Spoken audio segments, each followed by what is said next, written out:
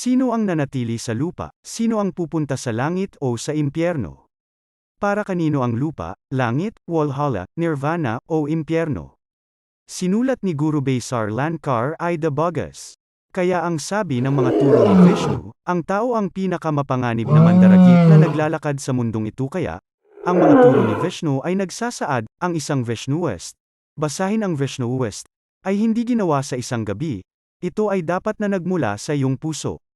Ang isang tao ay maaaring magbasa at ganap na sumang-ayon sa mga teorya ng Vishnu Society o tawagin ang kanyang sarili bilang isang Vishnuist, na hindi nangangahulugang ang isa ay tunay o naiintindihan. Ito ay dapat munang makiramay.